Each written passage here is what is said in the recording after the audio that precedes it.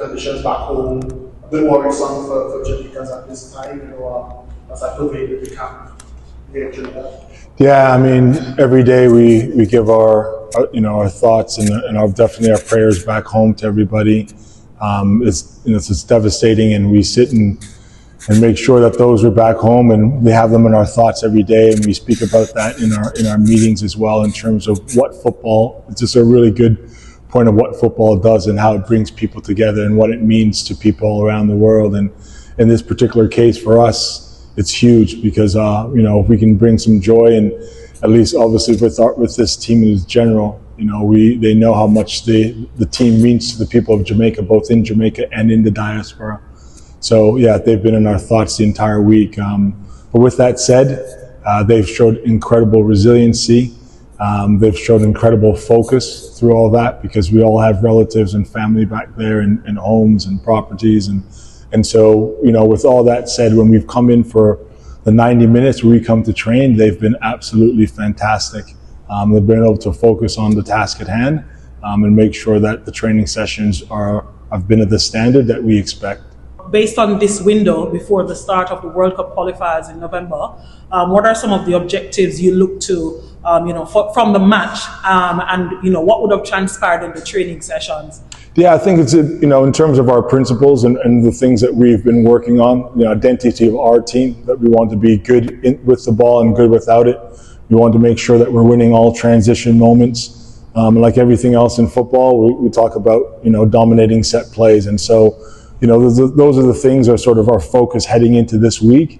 And above everything else, it's really important for us to bring the group together, and have the team chemistry and the camaraderie. That has been this group's superpower, the ability for them to come together and work together, the sisterhood that they bring every time they walk into that door. What I especially love is when a new player comes in, how they look after their younger sister, so to speak, within the group. That is fantastic, and I think that bodes well for any future team and program going forward. And I think that's something that we purposely ensure that's in place. But again, credit to the players for taking that on, and making sure that when the players walk through that door, they understand what it means to wear the shirt, but they understand what it means to be a part of something much bigger than themselves. Yeah. Speak about the replacements, because like you said, the shirt is heavy. The expectations are very high for our women's team.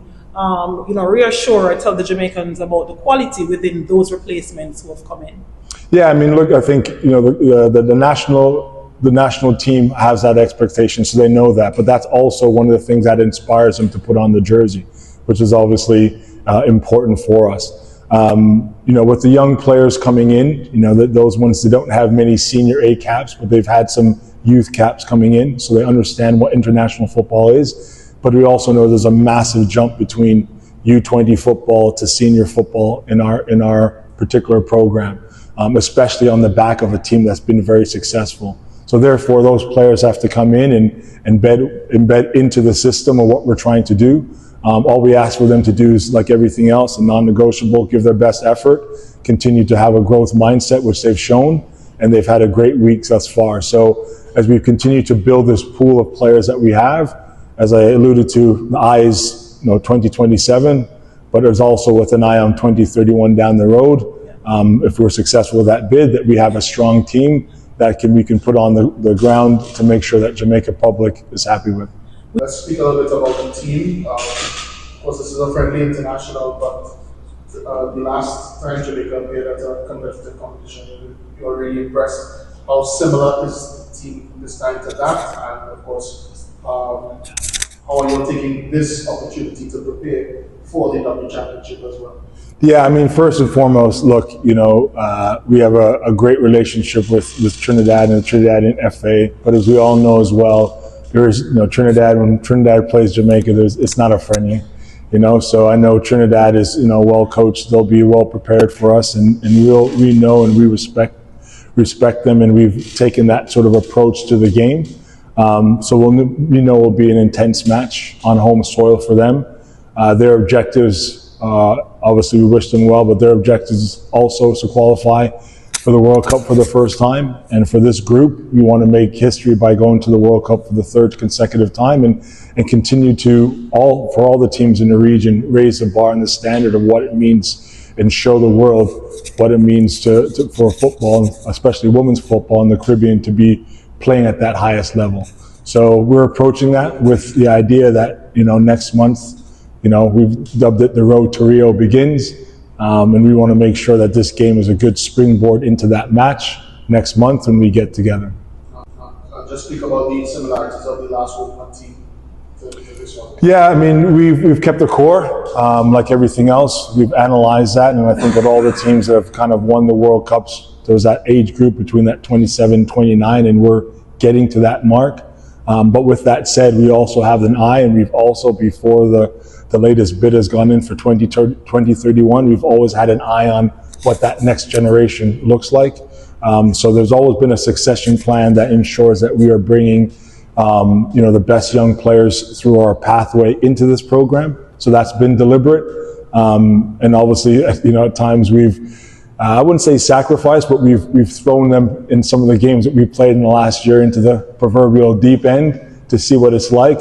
But the idea behind that is to make sure that these games come in like next month, that they're well prepared and they understand what it means to put on the shirt, because now they realize the shirt can be a little bit heavy and the expectations are extremely high, but they have to know that before a World Cup qualifier takes place. Yeah. And so from that perspective, we're really happy with the young players that have come through, and look forward to having that sort of next generation come through again. What are you hoping to gain from training in such conditions, and what are you hoping to gain from the match itself?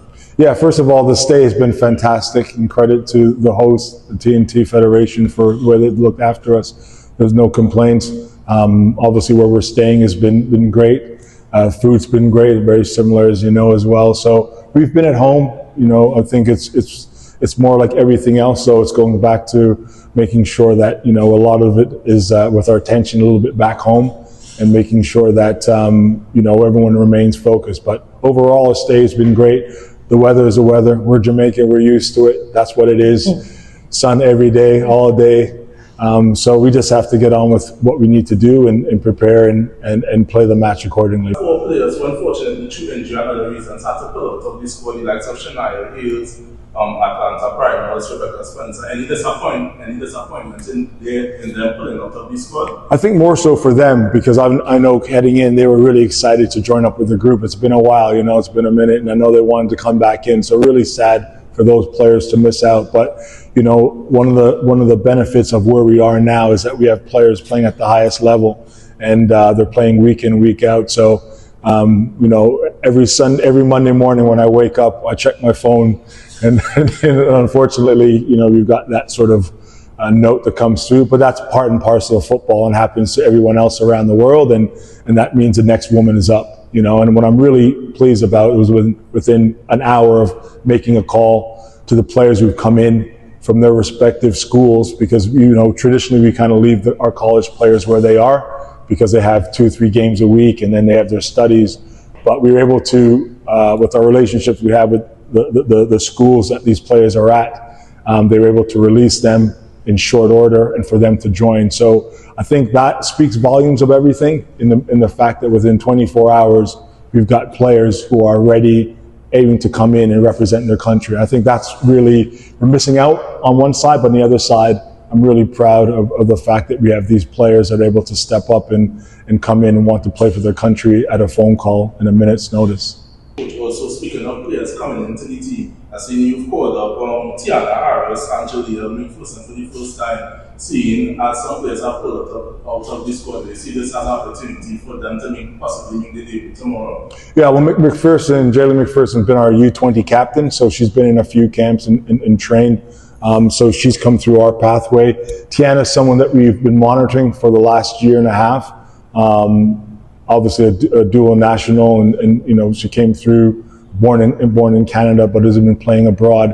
But we've been watching her in the last few months, especially both in France and now in Portugal. She's really made that next step to come in. And so anyone that we're bringing in at that level now, it's I don't want to say it's like for like, but are you able to come in and add something to the group?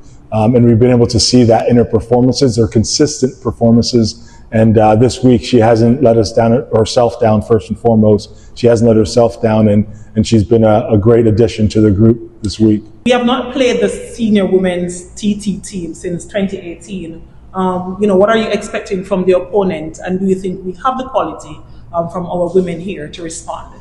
Well, I mean, TT is going to be, as I said before, I think TT is going to be a tough game. It's why we took the game, because every time you can throw any rankings out the window, any sort of football, male or football, 1C2 team, countries come together, it's a game. And we expect nothing less from them. We have a really good friendly rivalry with them. I know that their preparation is on point because they want to be, first-time qualifiers for their World Cup. So we know it's going to be a tough game. We respect our opponents. We've approached that week as such, and we're expecting a very intense physical match tomorrow when the two teams play.